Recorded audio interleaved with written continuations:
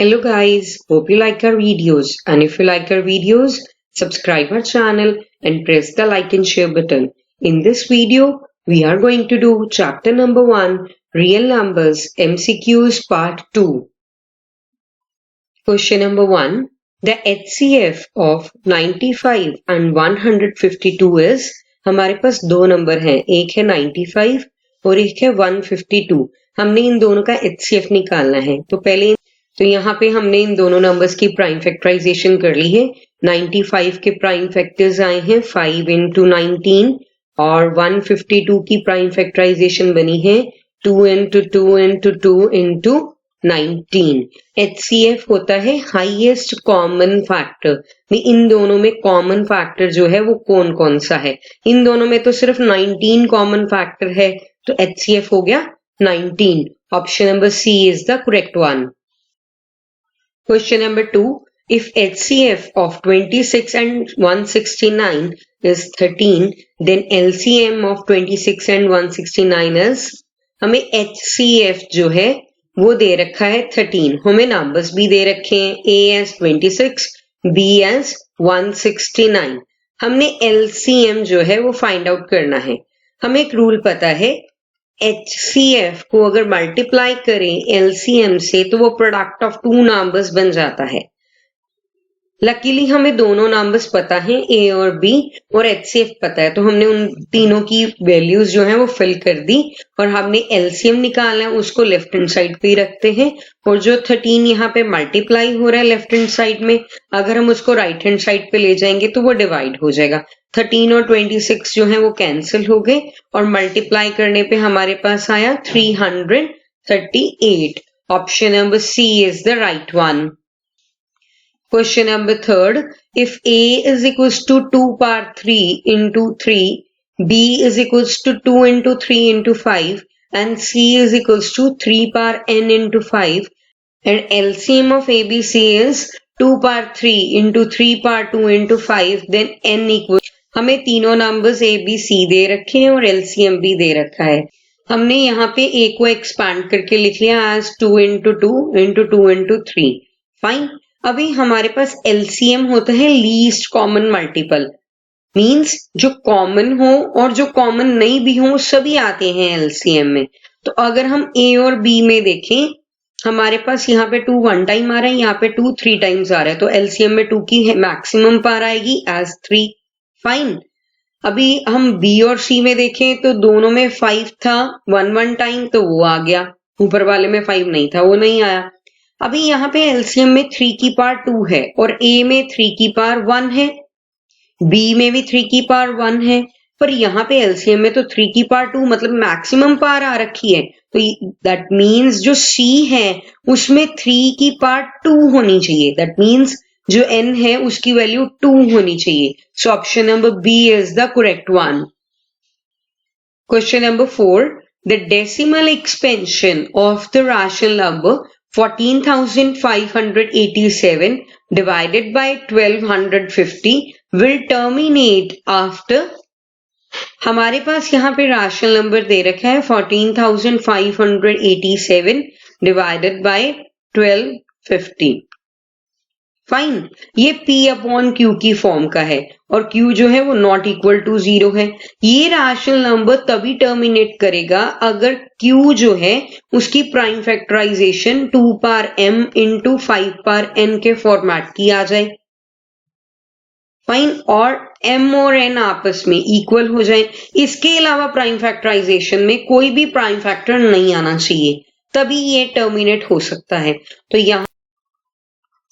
यहाँ पे हमने 1250 की प्राइम फैक्टराइजेशन फाइंड आउट कर ली है, जो कि हमारे पास आई है 2 की पावर 1 और 5 की पावर 4. तो यहाँ पे ये जो रैशनल नंबर है P अपॉन Q, इसको हम जो डिनोमिनेटर है उसको प्राइम फैक्टराइजेशन के फॉर्मेट में लिख लेते हैं. अगर हमने टर्मिनेट कराना है तो 2 और 5 की पावर सेम करनी चाहिए. 5 की पावर 4 मैक्सिमम है तो 2 की पावर भी 4 बना लेते हैं. हमारे पास 2 की पावर 1 है तो 2 की पावर 3 हम मल्टीप्लाई डिवाइड कर देते हैं. तो हमारे पास यहाँ पे P अपॉन Q बन जाएगा ऊपर वाले को तो ऐसे ही रख लेते हैं विदाउट मल्टीप्लाई, कि हमारा टारगेट तो इस राशनल नंबर को टर्मिनेट कराने का है। तो यहाँ पे हम ये बन गया 2 की पावर 4 इंटू 5 की पावर 4। तो यहाँ पे नेक्स्ट स्टेप में डिनोमिनेटर, दो बेसिस अलग अलग हैं पर पार जो है सेम है, तो एक ही बार पार बाहर लिख लेते हैं, अंदर 2 इंटू 5 कर देते हैं, दैट इज 10। तो क्वेश्चन हमारे पास था कि the decimal expansion of the rational number 14,587 upon 1250 will terminate after, कितने डेसिमल प्लेसेस के बाद ये टर्मिनेट करेगा, क्योंकि डिनोमिनेटर में 10 की पावर 4 है, तो जितनी पावर होती है उतने डेसिमल प्लेसेस के बाद वो रैशनल नंबर जो है टर्मिनेट करता है। तो 4 डेसिमल प्लेस के बाद वो टर्मिनेट करेगा, that is option number D. Question number 5, if P and Q are co-prime then P square and Q square are, कहता P और Q ना को प्राइम है। को प्राइम होता है हाईएस्ट कॉमन फैक्टर जिन दो नंबर्स में 1 हो। अगर इन दो नंबर्स में हाईएस्ट कॉमन फैक्टर 1 है तो चाहे हम इनके स्क्वायर्स फाइंड आउट करके उनका HCF निकालें, उनमें भी कॉमन फैक्टर 1 ही रहेगा। दैट मीन्स वो दो नंबर भी को प्राइम ही रहेंगे। सो option number A is the correct one. Question number 6. Which of the following rational numbers have terminating decimal? इनमें से कौन सा rational number terminating decimal है? Fine. Terminating decimal means कोई भी rational number जो P upon Q की form का होता है और Q not equal to 0 होता है, वो terminating decimal तभी होता है जब Q की प्राइम फैक्टराइजेशन में 2 की पावर m और 5 की पावर n हो जाए। फाइन, और m और n आपस में इक्वल हो जाएं और इन दोनों प्राइम फैक्टर्स के अलावा कोई भी प्राइम फैक्टर नहीं आए। तो हम चेकआउट कर लेते हैं कि हर एक राशनल नंबर के डिनोमिनेटर में क्या फैक्टराइजेशन बन रही है। अगर हम 225 की प्राइम फैक्टराइजेशन करें तो यहाँ पे तो आ जाएगा 5 की पावर 2 इंटू 3 की पावर 2। तो यहाँ पे तो 3 आ गया, 3 तो प्राइम फैक्टराइजेशन में नहीं आना चाहिए, तो ये तो टर्मिनेटिंग डेसिमल नहीं है। अगर हम ऑप्शन नंबर बी को चेकआउट करें, इसका डिनोमिनेटर है 18 और 18 की प्राइम फैक्टराइजेशन होएगी 2 की पावर 1 इंटू 3 की पावर 2। यहाँ पे फिर से 3 आ गया, जबकि आना तो 2 की पावर m और 5 की पावर n आना चाहिए। यहाँ तो 5 आया नहीं और उसके अलावा 3 आ गया है ना, तो 3 तो आना नहीं चाहिए था प्राइम फैक्टराइजेशन में, तो ये भी टर्मिनेटिंग डेसिमल नहीं है। अगर हम सी ऑप्शन देखें, उसका डिनोमिनेटर है 21 के अगर हम प्राइम फैक्टर्स फाइंड आउट करें तो वो होते हैं 3 इंटू 7। यहाँ पे 3 इंटू 7 आ गए, हमें फॉर्मेट चाहिए 2 की पावर m और 5 की पावर n का, इसका मतलब ये भी टर्मिनेटिंग डेसिमल नहीं है। तो ऑप्शन नंबर डी बची, नो डाउट वो करेक्ट होएगी।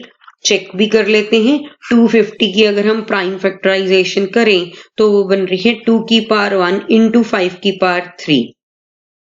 ये मैचअप कर रही है हमारे पास 2 की पावर m और 5 की पावर n से, सो दैट मीन्स इसको हम एडजस्ट करवाएंगे पार्ट्स को, तो ये टर्मिनेटिंग डेसिमल में जो है वो चेंज हो जाएगा। सो option number D is the correct one. Question number 7, if 3 is the least prime factor of a number a and 7 is the least prime factor of number b, then least prime factor of a plus b is, वो कहते हैं जो number a है उसकी prime factorisation में सबसे छोटा prime factor 3 है, उसके बाद और प्राइम फैक्टर्स आए जा रहे हैं, है ना। फाइन, और जो नंबर हमारे पास b है उसमें सबसे छोटा प्राइम फैक्टर 7 है और बाकी प्राइम फैक्टर्स उससे बड़े हैं। फाइन, तो हमने ये ढूंढना है कि जो a प्लस b है उसमें सबसे छोटा प्राइम फैक्टर जो है वो कौन होएगा। देखो, जो नंबर a है उसमें सबसे छोटा प्राइम फैक्टर है 3, इसका मतलब है 3 से छोटा प्राइम फैक्टर 2 इसमें नहीं आ रहा, तो दैट मीन्स ये नंबर हो गया ऑड। और जो b है उसमें सबसे छोटा प्राइम फैक्टर है 7 से पहले प्राइम फैक्टर्स आते हैं 2 एंड 3। 2 जो कि इवन है वो इसमें नहीं आ रहा, सो दैट मीन्स 2 तो इवन है, वो इसमें आ नहीं रहा, तो दैट मीन्स ये जो b है ये भी ऑड बन जाएगा। और हमारा टारगेट है a plus b find out करना। That means odd number plus odd number, odd number को ऑड नंबर से प्लस करोगे तो वो इवन नंबर आएगा। सो दैट मीन्स यहाँ पे अगर ये इवन नंबर आ रहा है तो इसका मतलब है 2 तो जरूर आएगा प्राइम फैक्टराइजेशन में, है ना। तो लीस्ट प्राइम फैक्टर जो है वो 2 बन गया। Option number A is the correct one. Question number 8, 3.27 bar is an integer, a rational number, a natural number or an irrational number। देखो जो नेचुरल नंबर होता है उसका सेट शुरू होता है 1 से लेके, फाइन। जो होल नंबर्स होते हैं वो 0 से शुरू होते हैं, फाइन। उसके अलावा जो इंटीजर्स होते हैं वो all negative numbers without any decimal और विदाउट एनी रूट, और ऑल पॉजिटिव इंक्लूडिंग 0। जो रैशनल नंबर्स होते हैं वो p अपॉन q की फॉर्मेट के होते हैं, और q जो है वो नॉट इक्वल टू 0 होना चाहिए। रैशनल नंबर 2 कैटेगरी में आगे बढ़ जाते हैं, एक तो टर्मिनेटिंग डेसिमल एक्सपेंशन, एक non terminating and repeating decimal expansion. तो रैशनल नंबर जो कि non terminating and repeating decimal expansions होते हैं उसका ये 3.27 बार एक एग्जाम्पल है। क्यों? क्योंकि जब हम बार हटाएंगे तो ये बन जाएगा 27272727। तो इसका मतलब ये टर्मिनेट तो हो नहीं रहा है क्योंकि 2727 बार बार रिपीटिंग है, तो ये बेसिकली एक रैशनल नंबर है। Option number B is the correct one. Question number 9. The smallest number by which root 27 should be multiplied so as to get a rational number is, हमारे पास नंबर है root 27, इसको हम किससे multiply करें भी ये rational number बन जाए, फाइन। तो इसकी पहले प्राइम फैक्टराइजेशन कर लेते हैं जो कि हमारे पास आई 3 इंटू 3 इंटू 3। ये तो पेयर बना गया और ये बाहर आ गया स्क्वायर रूट से। अभी रूट 3 ये तो एक इर्रेशनल नंबर लग रहा है ना।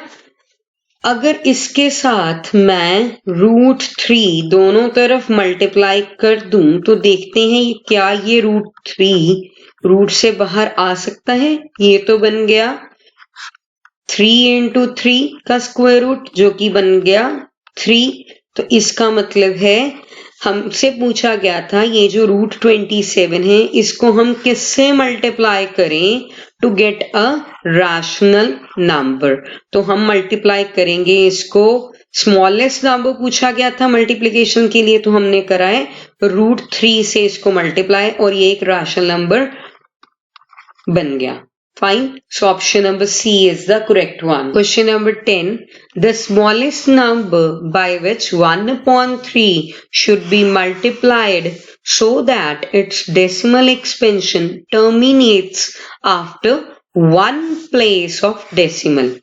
वो कहते हैं ये 1/3 को मैं किससे मल्टीप्लाई करूं ताकि जो नंबर बन जाए वो टर्मिनेट हो जाए after one place of decimal. 1 place of decimal के बाद तभी टर्मिनेट होएगा अगर डिनोमिनेटर में 10 आएगा, है ना। तो अगर मैं ऑप्शन नंबर ए को देखूं, अगर मैं 1/3 को ऑप्शन नंबर ए से मल्टीप्लाई करूं सो 3 से 3 कट गया और हमारे पास आ गया 1/10। तो ये तो टर्मिनेट हो गया आफ्टर 1 प्लेस ऑफ डेसिमल। तो इसका मतलब है 1/3 को मल्टीप्लाई कराना चाहिए 3/10 से ही। So option number A is the right one. Hope you like the video. Watch the next video for chapter number 1 real numbers MCQs part 3 and do not forget to press the bell icon for latest notifications on our channel. Thanks for watching.